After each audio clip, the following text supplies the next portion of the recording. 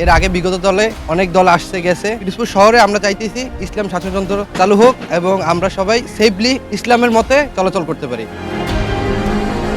আমরা চাই যারা রাষ্ট্র থেকে 1 টাকা আসলে সেই 1 টাকা জনগণের পিছনে যারা ব্যয় করবে তেমন রাষ্ট্র নায়ক আমরা চাচ্ছি, তেমন এমপি সদস্য আমরা চাচ্ছি। 1971 সাল থেকে 2024 সাল ভোট দিয়ে যে সমস্ত লোকদেরকে আপনারা ক্ষমতায় বসিয়েছেন তার 99% দুর্নীতিবাজ।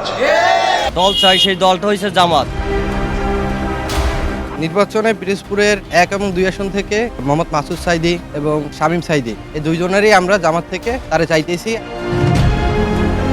জামাতের পক্ষ থেকে আমাদের পিরোজপুরে মাসুদ বিন সাইদি এবং শামীম বিন সাইদি তাদের নিয়েই আমরা এগিয়ে যেতে চাই।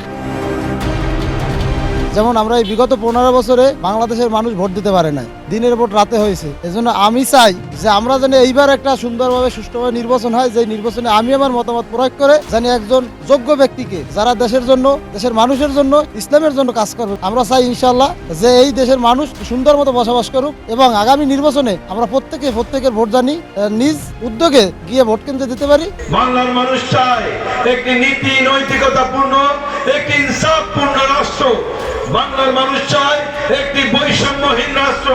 বাংলার মানুষ চায় যেখানে গরিব দুঃখী মেহনতি জনতা সবাই এক কাতারে থাকতে পারবে, যেখানে কোনো অনাহার থাকবে না, ঘরে ঘরে চাকরি থাকবে, যেখানে মানুষ খেয়ে পরে সুখে বসবাস করতে পারবে। বাংলার মানুষ এমন একটি রাষ্ট্র চায়। আমরা এই দুইজনকেই প্রার্থী হিসেবে মনোনীত করছি আর আশাবাদী তারাই ইনশাল্লাহ জয়ী এবং সফল হবে। চাঁদাবাজ, সন্ত্রাসী, ঘুষখোর, দর্শনকারী এই ধরনের লোকদেরকে আর নেতৃত্বের আসনে বসাতে চান?